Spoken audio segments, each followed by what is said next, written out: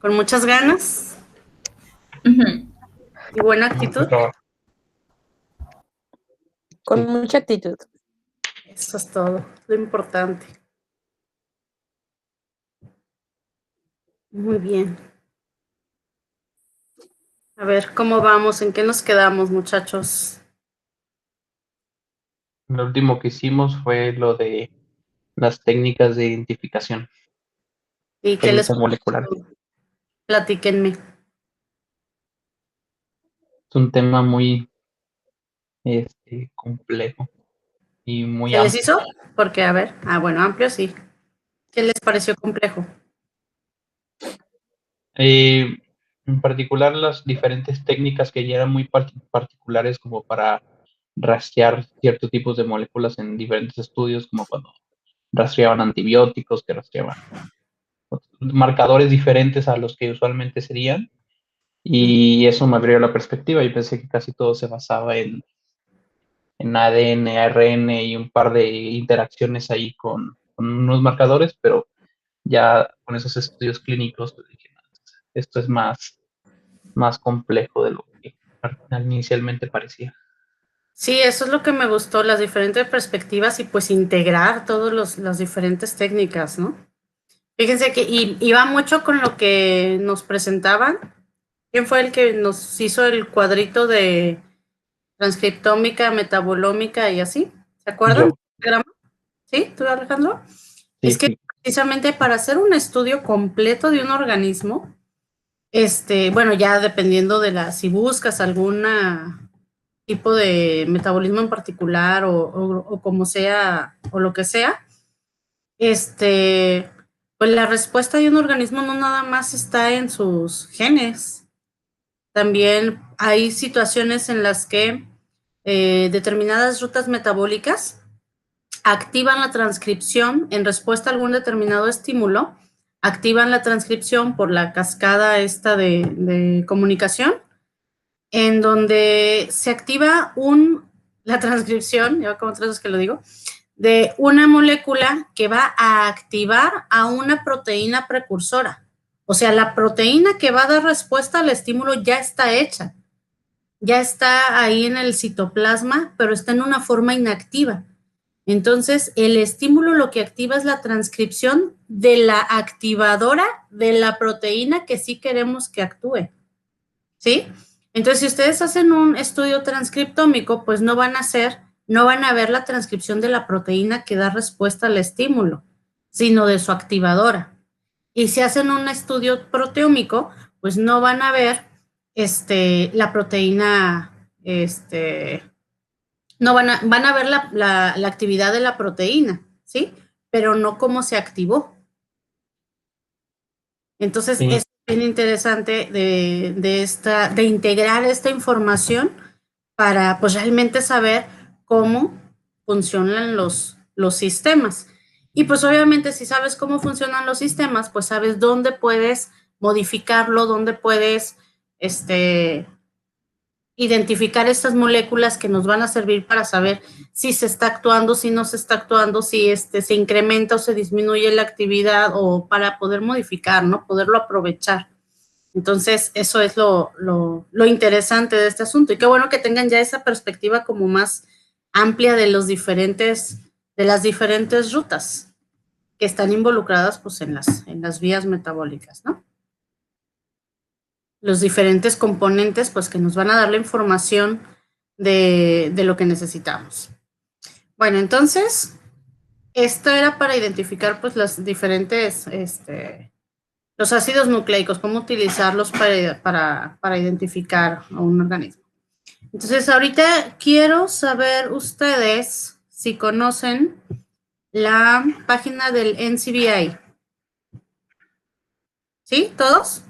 Sí, usted no la recomendó, creo que desde un principio, inclusive. Y ya la conocía desde hace tiempo. ¿Sí? ¿Y todos ya la han revisado? ¿Sí? Bueno, ya. vamos a checarlo.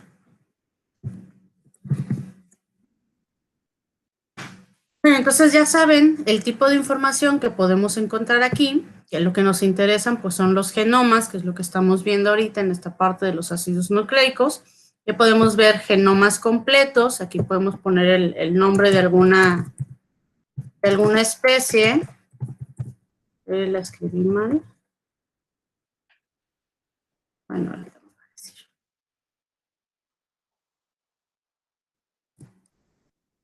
Entonces aquí nos van a salir la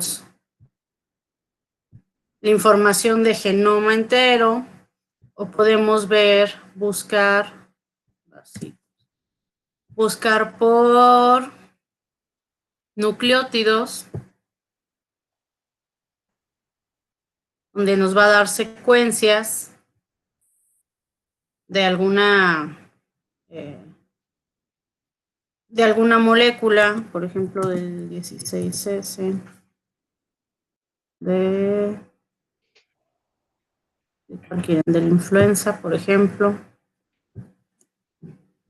Sí, de alguna parte en específica del genoma y bueno, etcétera. También podemos tener información de proteínas. ¿Dónde están?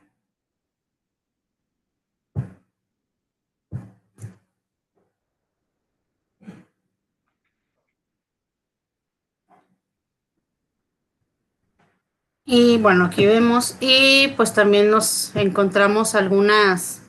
Aquí está el genoma de Bacillus subtilis, el mapa genómico de Bacillus, muy bonito. Y tenemos otras herramientas como el BLAST, que nos ayuda a comparar secuencias, y por ahí hay una que nos ayuda a generar primers, etcétera, ¿sí? Entonces, para que conozcan esta base de datos. Entonces, lo más importante o interesante de esa base de datos es que concentran una vastísima información de muchos organismos.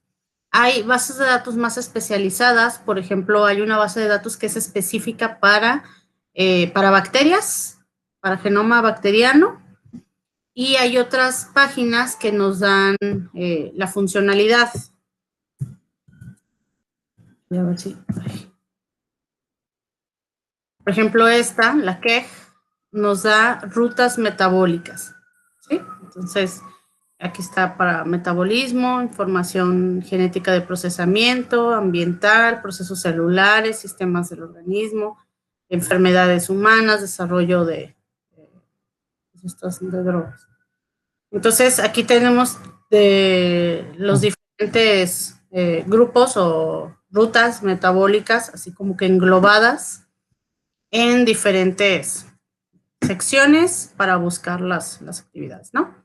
Y pues esto nos ayuda cuando se hace un transcriptoma, pues para ver qué rutas están participando, qué genes están involucrados en qué tipo de actividad metabólica, para ver qué es lo que está sucediendo en un organismo.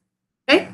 Entonces aquí en esta lo interesante pues también es que podemos ver las diferencias en material genético entre una bacteria, entre una eucariota, porque pues aquí contienen la información de todo tipo de organismos.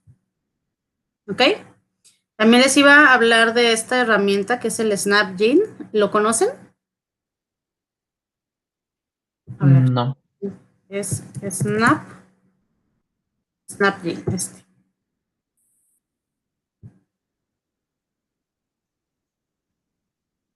Entonces, esta herramienta es descargable y les ayuda a generar mapas de plásmidos, a hacer como una simulación de cómo quedaría su plásmido si meten un inserto, los sitios de restricción, etcétera. Entonces, una de las... ¿Sí? ¿Alguien iba a decir algo? No, y dije, wow.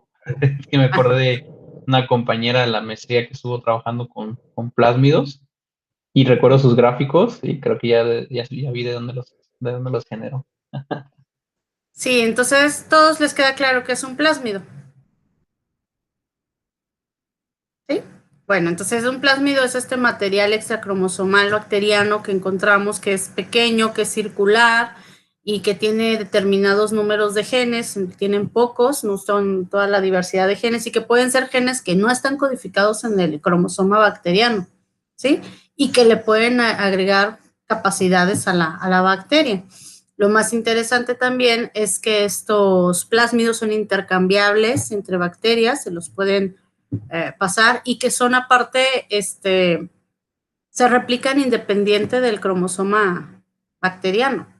Entonces, se pueden replicar en diferentes números de copias independiente a la división celular de la bacteria, o sea, no tiene que estar ligado al ciclo de vida de la bacteria, y pues pueden asimilar plásmidos del medio, por ejemplo, que una bacteria que tenía un plásmido que le daba inmunidad o que le hacía resistente a un antibiótico, pero murió por otro antibiótico, pues murió y su material genético quedó ahí en el medio y otra bacteria asimila ese plásmido, ¿no?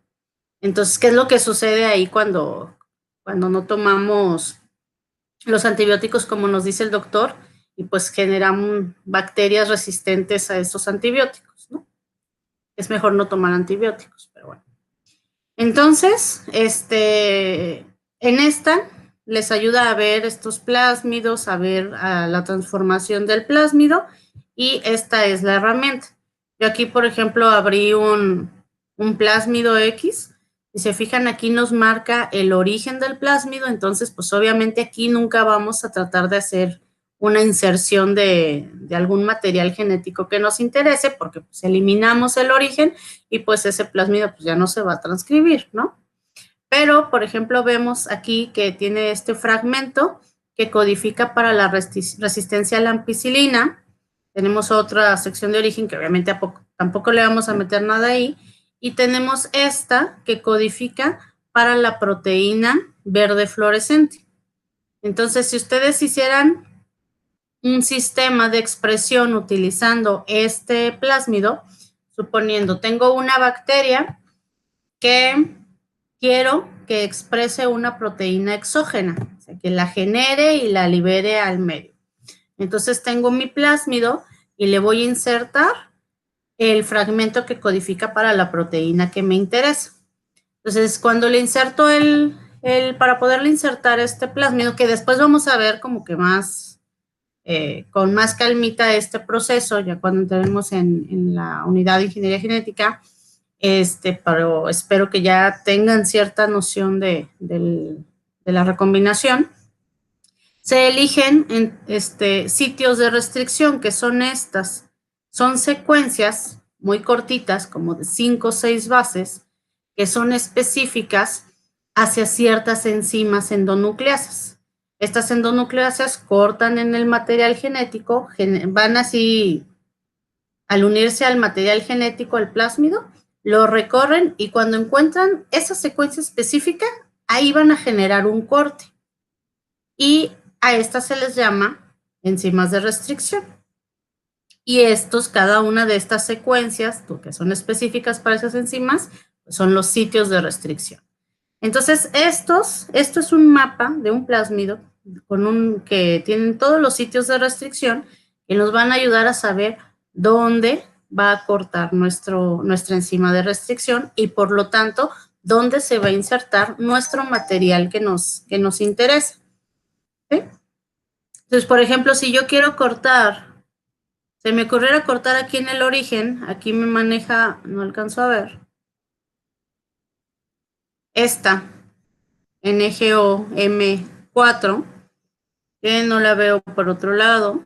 Entonces, si yo utilizo esta enzima, que miren, ahí mismo le señala la secuencia que corta, la secuencia en donde entra y el tipo de corte, entonces pues yo cortaría esta parte de origen, ¿no? Entonces aquí ya no me codificaría para la resistencia a la ampicilina, porque pues ya no estaría aquí el origen de la transcripción. Entonces, pues aquí no voy a cortar, no voy a usar esto. Entonces, suponiendo que quiero cortar aquí, pues tengo aquí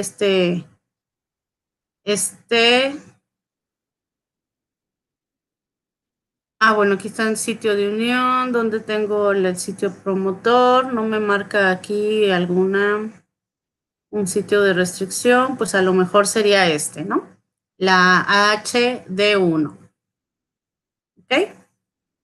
Y eso, pues, si yo corto este fragmento y ahí yo le inserto otro material, pues ya no me va a codificar para esto. Me va a codificar para lo que yo le estoy insertando. ¿Sí? ¿Les queda claro eso? Sí. Entonces, a ver, si ustedes tienen una noción de cómo funciona esto y con lo que les acabo de explicar, ¿cómo harían para identificar? Porque obviamente esto está sucediendo en un tubito. Ustedes no ven si se está insertando o no se está insertando correctamente. Y no ven cuando lo metan a las bacterias. Imagínense una comunidad de 1000 bacterias que tienen ahí en ese frasquito. Y cuál de esas 1000 bacterias sí asimiló el plásmido que les interesa y cuáles no. Entonces, cuando ustedes pues ya hacen su transformación y ponen el plásmido con la bacteria, pues algunas de esas sí lo asimilarán, otras no, y las pasan y las siembran en una placa con su medio nutritivo, con su agar. ¿Cómo identifican o cómo harían ustedes un sistema para saber dónde meterían su material genético, su DNA blanco, el que les interesa, y después cómo le harían para identificar cuáles bacterias son las que tienen el plásmido que ustedes quieren? Y según lo que Pues recuerdo, normalmente... Tranquilo. comenzaríamos haciendo la transformación. Por ejemplo, si la bacteria el plásmido que nosotros tenemos tiene un gen de resistencia a la ampicilina, sembraríamos en un medio de cultivo que tuviera en él ampicilina. Entonces solamente crecerían las bacterias que adquirieron el plásmido con la resistencia. Uh-huh. ¿Y cómo puedes distinguir si esas bacterias tienen el plásmido original o el plásmido transformado? Ok, yo crecería una colonia de esas bacterias, haría una PCR en colonia para después hacer una digestión y correr un gel de agarosa y ver si con los cortes de las bandas, más bien el tamaño de las bandas, poder observar si el tamaño pertenece al plásmido con la inserción que estamos buscando. ¿Y no sabes una forma más rápida? No, es la única forma que he hecho. ¿Alguien una forma más rápida? Tomando en cuenta el plásmido que les estoy mostrando. Sí lo están viendo todos, ¿verdad? ¿Podría ser con una inmunofluorescencia? A ver, dime. Pues pues si tenemos un gen que tiene marcador fluorescente, no sé qué técnica podríamos hacer que involucre la inmunofluorescencia o la fluorescencia, no tanto la inmuno. Nomás conozco la inmunohistoquímica, que es el uso de anticuerpos que marcan un cuerpo secundario se une con el primario y marca una inmunofluorescencia. Pero en el caso de un plásmido, la verdad no sé qué técnica sería la más viable para eso. Se nota que son de doctorados, ya están con otras técnicas más avanzadas. Pero se les va lo más básico. Pero ahí va el compañero con lo de la fluorescencia. Es que ese es el chiste, lo que yo quiero que vean antes de irse y brincarse a las técnicas y a los procesos que ya conocen y que sí son útiles y que sí tienen razón. Pues primero tienen que saber analizar qué es lo que tienen, el material que ustedes tienen, y más de seguirlo así como que un proceso, pues ustedes tener la creatividad y la capacidad de análisis y de diseño. Aquí en el plásmido que les estoy mostrando, les comenté de 2 genes, el de la resistencia a la ampicilina y el de la proteína verde fluorescente. Quiere decir que una bacteria que asimile este plásmido va a tener la capacidad de florecer y aparte de resistir a la ampicilina. Entonces, si yo le meto mi inserto en el fragmento aquí donde les había dicho que interrumpa la resistencia a la ampicilina, pues esas bacterias se van a morir si las siembro en un medio con ampicilina. En cambio, si yo lo pongo aquí, en mi proteína verde fluorescente, que tengo muchos sitios de restricción, pues ¿qué es lo que va a pasar? Que esa bacteria, voy a poder, cuando siembre mis bacterias, voy a tener 3 panoramas. Como va a ser un medio rico adicionado con ampicilina, las bacterias que no tengan el plásmido, pues no van a crecer, era como comentaba su compañera. Las bacterias que sí tengan el plásmido, sí van a crecer, pero ahí tengo de 2. Las que tienen el plásmido original, que es este, y las que tienen mi plásmido transformado, en el que yo ya puse una enzima de restricción, imaginemos que esta, BSTZ, y que les puse mi proteína que me interesa, y con una, ahí se me fue el nombre, bueno, les hice la puse para que se pegue ahí el inserto y que ya esté mi plásmido transformado, ¿no? Con una ligasa. Entonces, como tiene interrumpido este gen, pues me va a generar bacterias que en mi medio enriquecido con ampicilina, pues sí puedan crecer porque tienen el plásmido, pero no van a florecer, ¿sí? Entonces van a ser las que no muestran fluorescencia, pero sí muestran resistencia, son las que tienen mi plásmido transformado. ¿Vieron qué sencillo? Sí, utilizando los mismos genes que codificarían en tu Exacto. plásmido para dividir. Exacto, entonces por eso es importante que ustedes sepan identificar sus mapas de su plásmido y que antes de que se vayan a procesos, como mencionó su compañera, de hacer su PCR o de hacer electroforesis o de hacer otros pasos que les implican tiempo, costo y esfuerzo, pues primero planeen un sistema que sea efectivo y más simple, ¿no? Entonces, eso también, pues implica el éxito de su investigación, obtener un resultado como fidedigno y rápido a menor costo. Y después, pues obviamente, constatarlo con técnicas más avanzadas, que eso también está bien. Bueno, entonces, mi intención era presentarles esta herramienta, que es el SnapGene, para que ustedes la descarguen, la chequen, vean las diferentes, mira, aquí cambio me marca el origen, el inicio de las secuencias.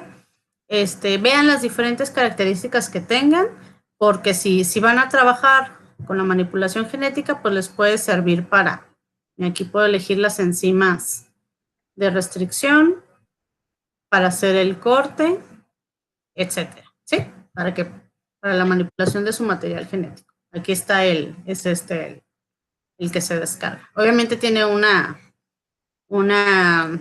versión gratuita y otra pro que no tengo yo, que sepa. Okay.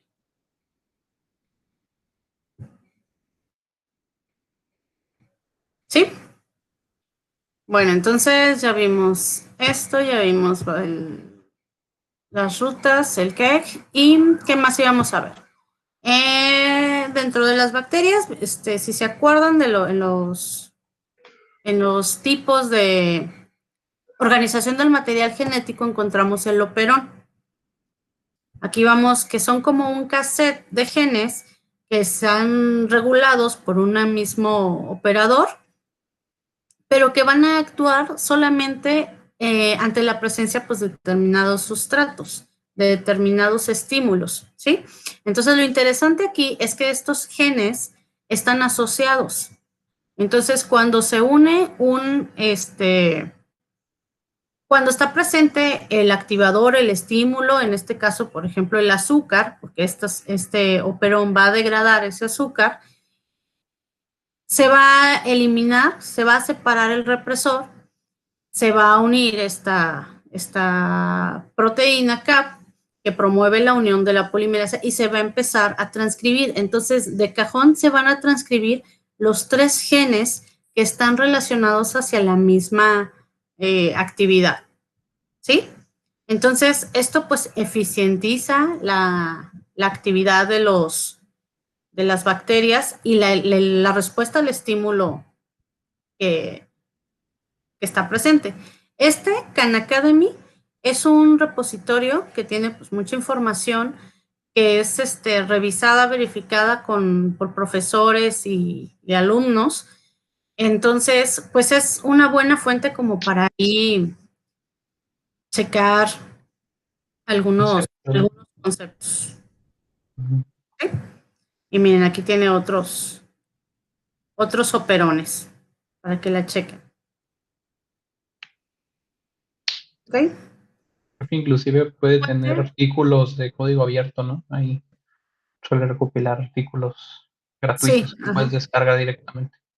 Sí, este es un recurso abierto para alumnos y profesores.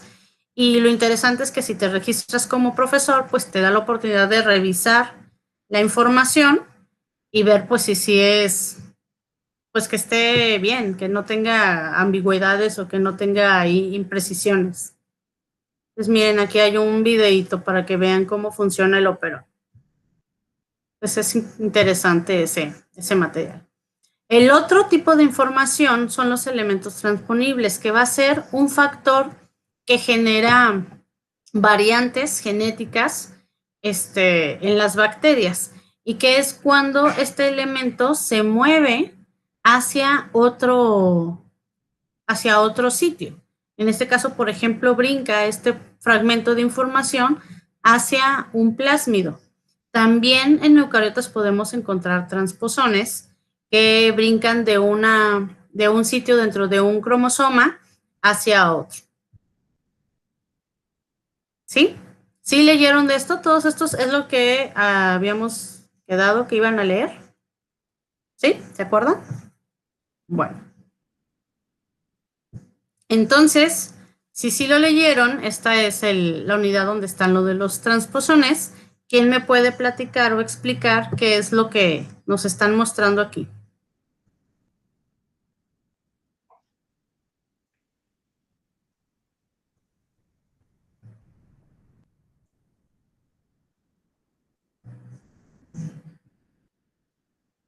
¿Alguien? ¿Voluntario o elijo un voluntario a fuerzas?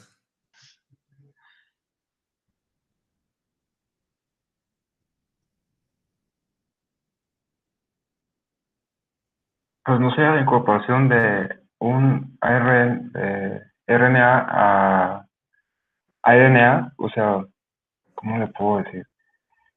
Es como se puede decir que es la temática que usa el virus del VIH, ¿no? Que pasa de un ARN a un ADN por medio de una enzima, que es la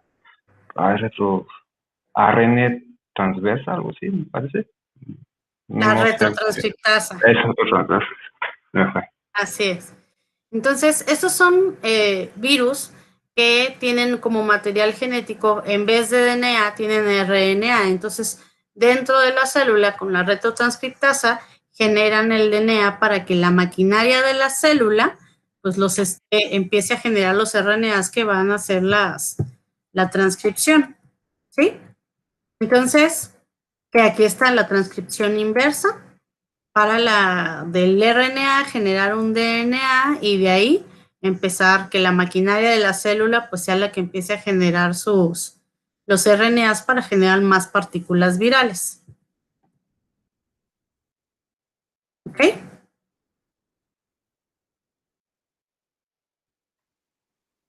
Entonces aquí está el genoma vírico de ¿cuál sería la diferencia en este proceso? Y yo lo que quería ver eran los los transposones.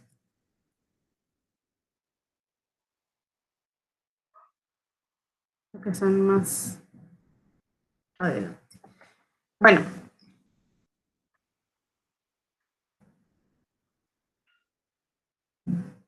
Esto es lo interesante aquí. El material genético del virus se puede integrar al cromosoma y de hecho este es un proceso que ayuda a generar también variabilidad genética en las bacterias, porque después cuando se convierte al ciclo lítico del virus, que se empiezan a formar las partículas virales, parte del material genético del virus puede quedar integrado en el cromosoma de la bacteria. Entonces, si esta bacteria se replica, pues va a pasar ya ese material genético como propio. Y esto es una fuente de variabilidad en en las bacterias. ¿Okay? Creo, doctora, que esa fue la forma en la que se del descubrió el ciclo lisogénico, ¿no? Ajá, exacto. En el que se descubrió dentro de las bacterias como E. coli la presencia de las cadenas de ADN de los fagos que estaban ahí integrados a sus cromosomas, y así es como descubrió. Así es. Lo Entonces, leído. Pues para la tarea. Sí, no sé. ay, a ver.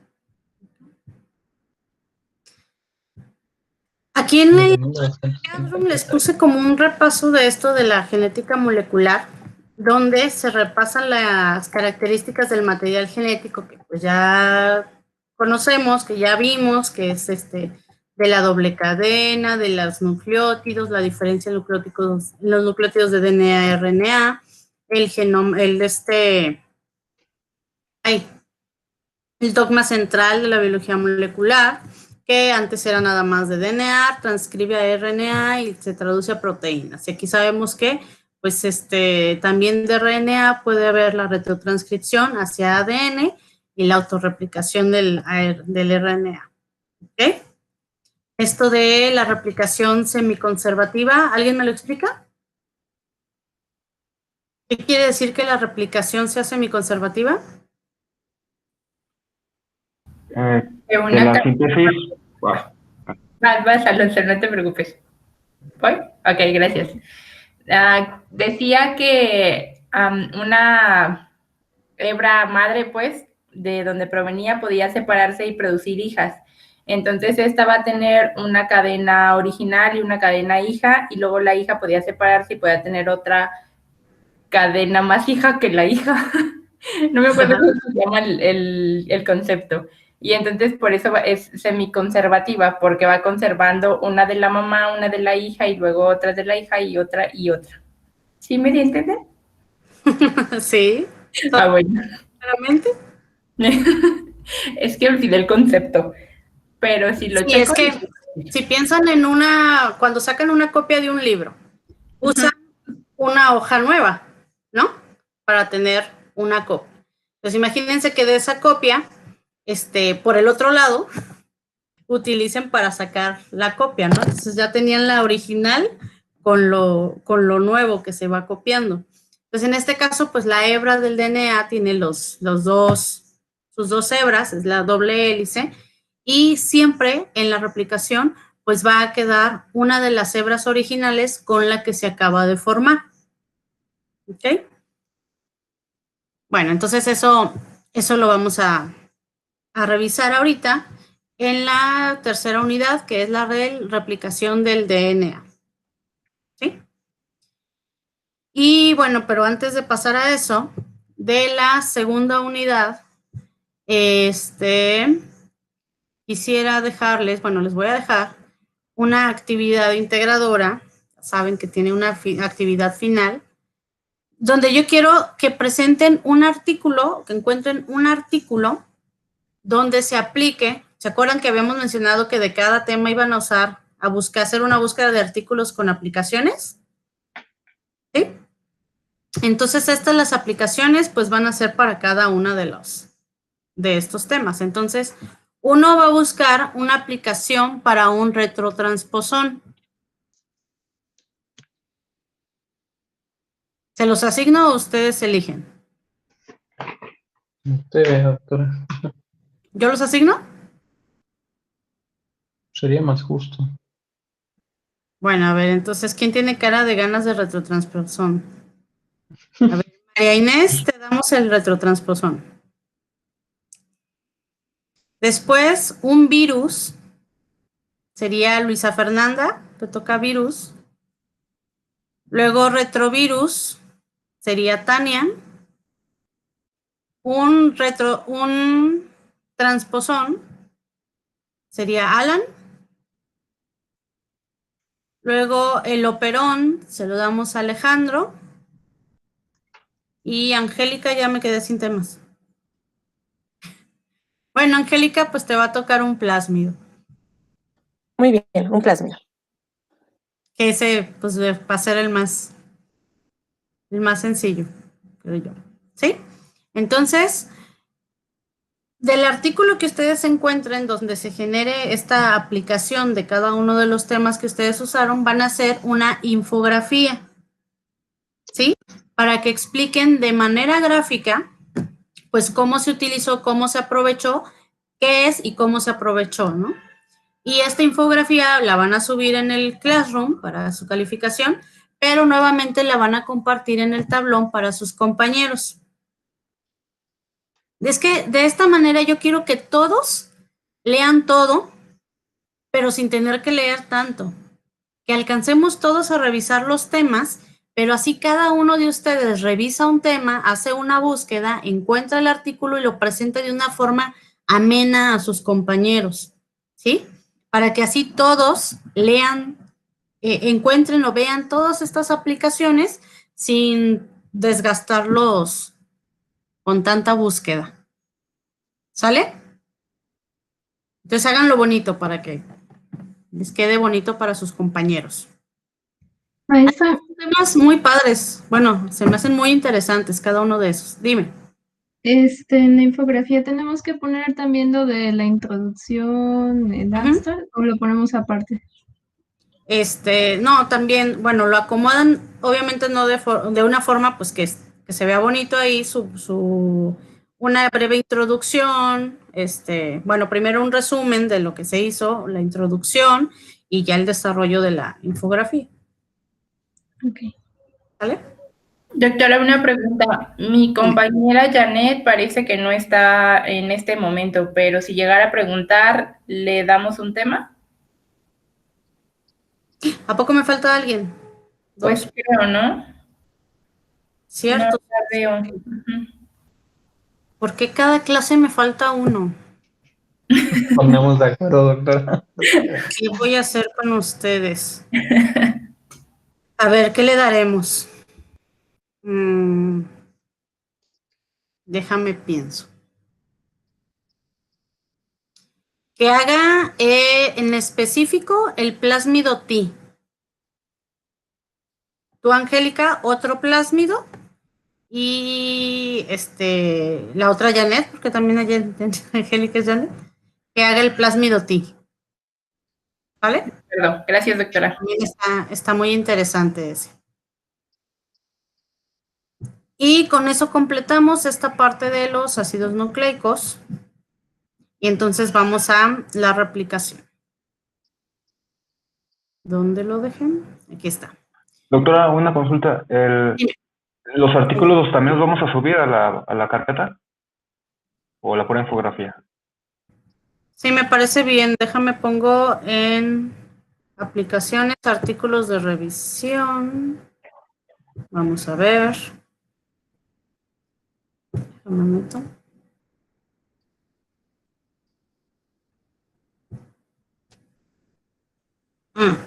Voy a hacer una carpeta especial para esta que es material genético. ¿Les parece? Sí. Entonces, dentro de la carpeta, aquí donde dice material genético. ¿Y la anterior de qué era? ¿Estos otros de qué eran? Hablábamos sobre los conceptos generales. Vamos a poner conceptos generales. Aunque aquí había uno de material genético, ¿se acuerdan? Explicó muy bien, pero bueno. Vamos a meterlos aquí para tener mejor organizado nuestra carpeta, ¿sale?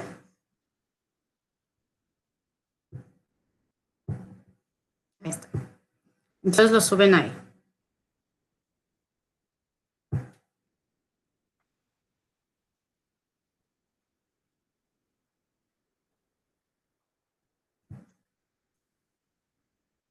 Entonces les abro el espacio para eso y seguimos con lo de replicación.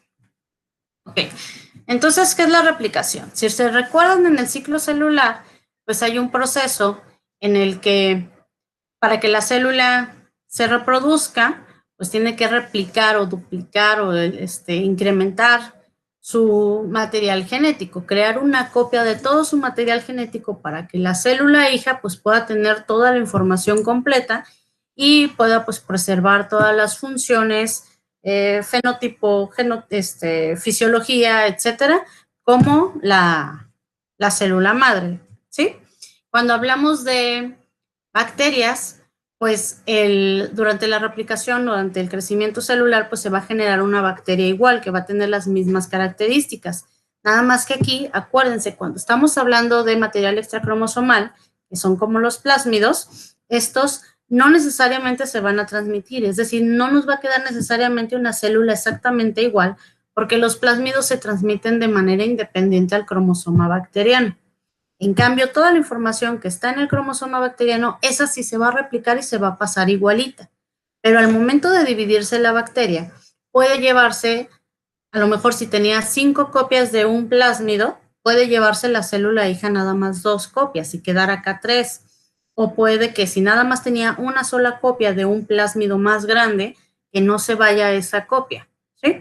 Entonces, la replicación de los plásmidos es independiente del cromosoma bacteriano. En el caso de las células eucariotas, recordemos que están diferenciadas, que están especializadas.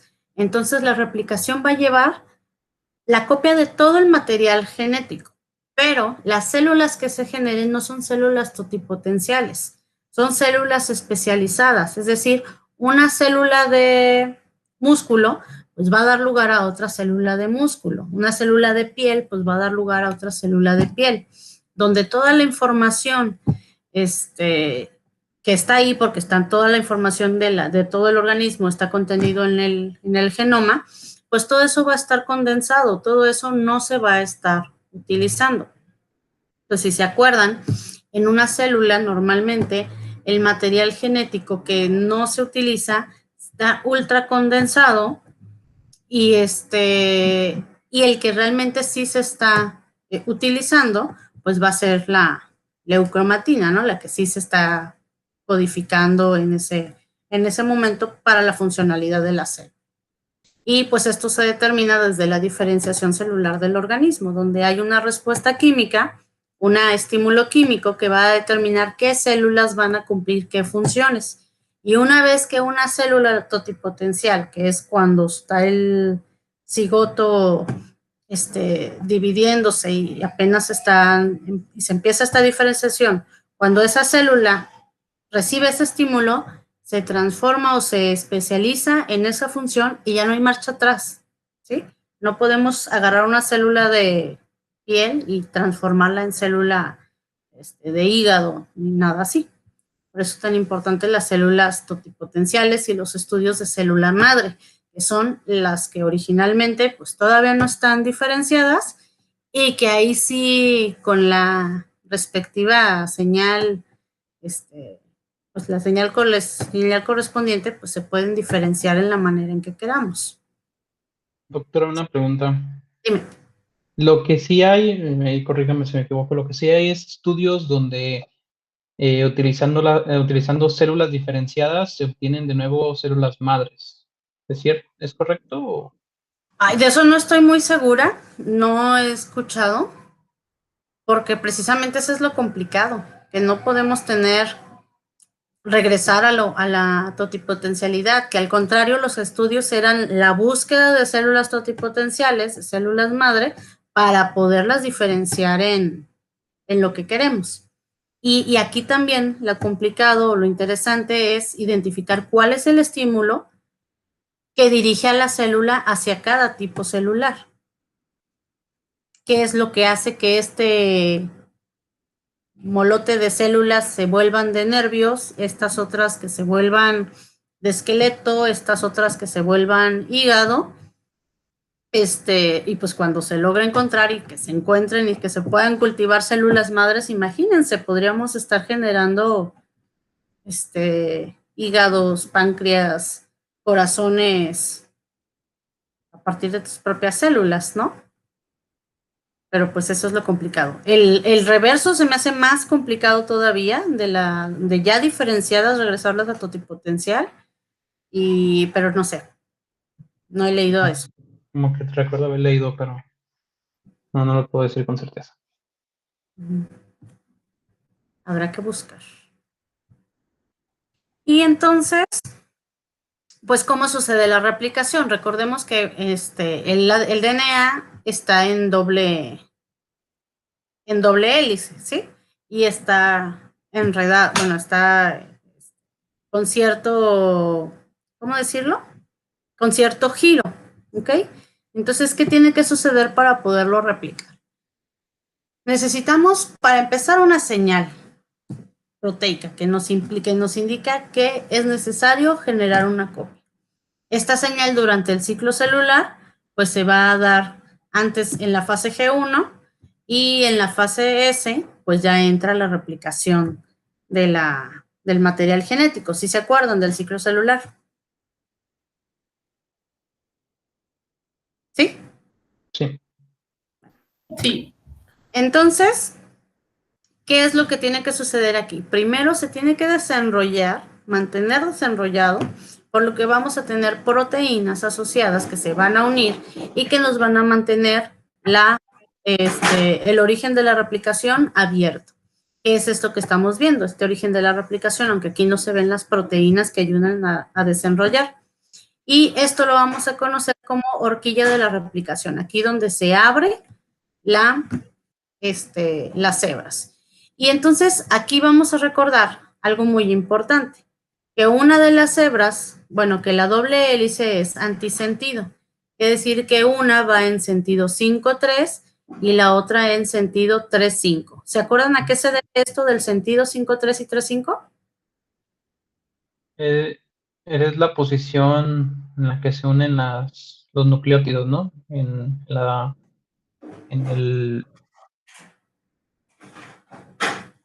Pero los nucleótidos tal cual, aquí está, mira. Entonces, si se acuerdan, la unión entre... ¿Las bases nitrogenadas? La unión entre las dos hélices está dada por la base nitrogenada. Correcto. Pero la unión entre una base y otra, dentro de una sola hebra, Grupo fosfato, ¿no? Con la... ¿Enlaces disulfuro? entre el grupo fosfato y el azúcar. La base nitrogenada está unida al azúcar y el azúcar va a estar unido al grupo fosfato y este grupo fosfato a la siguiente azúcar y así. Entonces, estos enlaces son enlaces covalentes, son enlaces fuertes. Y este enlace entre una hebra y otra, que es entre las bases nitrogenadas, van a ser no covalentes, ¿se acuerdan? Por eso esos son los que son más fáciles de abrir. Estos son más complicados de separar. Sí, requieren energía ya, ¿no? Exacto. Entonces, la otra hebra, pues va a ir en el sentido contrario, por eso son antisentido. Complementaria a la hebra original. Exacto. Entonces, ¿cómo la polimerasa va a ir adicionando, va a ir haciendo esta unión de fosfato con azúcar? ¿Sí? Entonces, esta unión se hace en este sentido 5-3, no la puede realizar en el sentido contrario. Para poder hacer este enlace covalente, necesita ir en ese sentido. Si la unión nada más fuera entre el enlace no covalente de las bases, pues es más fácil, porque no es necesario imprimir energía ni nada, porque pues hay una atracción electrostática y ya está esa unión, ¿no? Pero acá sí está más complicada la cosa. Entonces, la forma en que va caminando la polimerasa y que puede ir adicionando estos enlaces, que puede ir haciendo los enlaces covalentes, pues es en una misma dirección. Entonces, ¿qué es lo que va a pasar? Como una va en 5-3, pues cuando se vaya abriendo la polimerasa al unirse, pues puede ir siguiendo seguidito, como si nada. Pero del otro lado, se tiene que esperar a que se abra un fragmento y pegarse de este lado, del lado contrario, que sería donde está la 5-3, y empezar de aquí para acá. ¿Sí? Luego se abre otro tanto hacia allá y otra vez se pega de allá para acá y por eso la conocemos como hebra retardada y y en ese caso no se hace seguidita la replicación, se va a ir haciendo por fragmentos. ¿Se acuerdan cómo se llaman esos fragmentos? Okazaki. Fragmentos de Okazaki. Así es. Entonces se va a requerir que se vayan uniendo con las ligazas, se van uniendo estos fragmentos, cada que se van formando.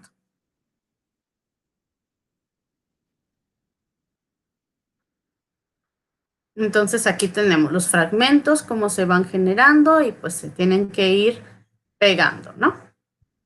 Y aquí tenemos, aquí sí se muestran las proteínas, la girasa, la helicasa, que nos van a ayudar a mantener las hebras abiertas. Bueno, y esto, del PCR, pues toma en base a este proceso para poderlo replicar de manera sintética y poder realizar el proceso. ¿Sí? ¿Hasta aquí alguna duda? Aquí ya empieza transcripción. Esto es como los procesos generales. Ahorita se los voy a publicar ahí en las actividades para que los revisen, porque es como el resumen, pero en cortito de lo que vamos a revisar. ¿Dudas? ¿Hasta aquí? No, todo. No. Muy bien.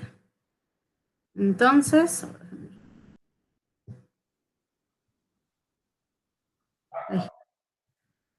ay.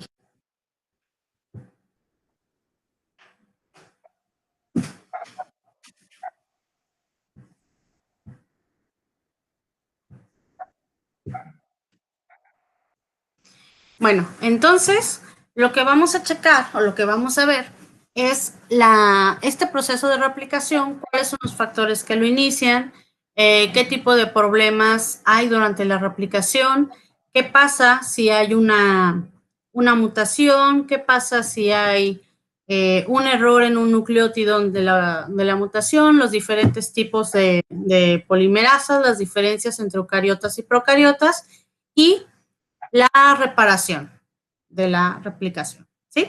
Entonces, esto lo vamos a checar en la siguiente clase, que ustedes lo van a leer y lo vamos a comentar. Entonces, por aquí ya les tenía la página, permítanme.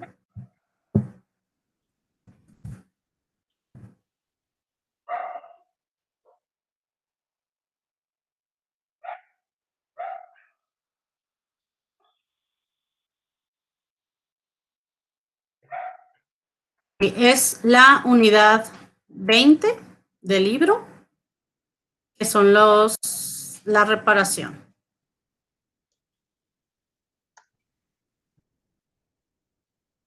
Los sistemas de reparación. Entonces, ese lo van a leer ustedes y lo vamos a ir comentando aquí la siguiente clase. O sea, ustedes van a dar la clase. ¿Vale? Es la página 517 o empieza a partir de la página 517.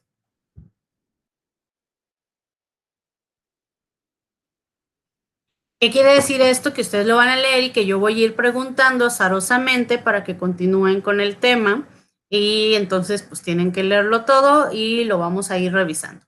Algo que me interesa mucho, mucho que hagan es que de los temas que vamos viendo, identifiquen su área de interés. ¿Qué parte les gustaría que lo profundicemos o que veamos más aplicaciones porque ahorita lo estamos viendo y lo estamos pasando tema por tema de manera general para alcanzar a ver todos los temas, ¿sí? Pero ya al final, la última unidad, vamos a ver y a dirigirlo específicamente a esas aplicaciones, pero aplicaciones que a ustedes les interesen, que estén relacionados con sus temas, o simplemente pues que les hayan llamado la atención porque pues más adelante pueden de ahí desencadenar algún tema de investigación, ¿sí? Pero es importante que ustedes vayan identificando estos temas para poder tener yo de dónde vamos a partir para investigar, para trabajar más, para profundizar. ¿Sale? Déjenme, dejo de grabar.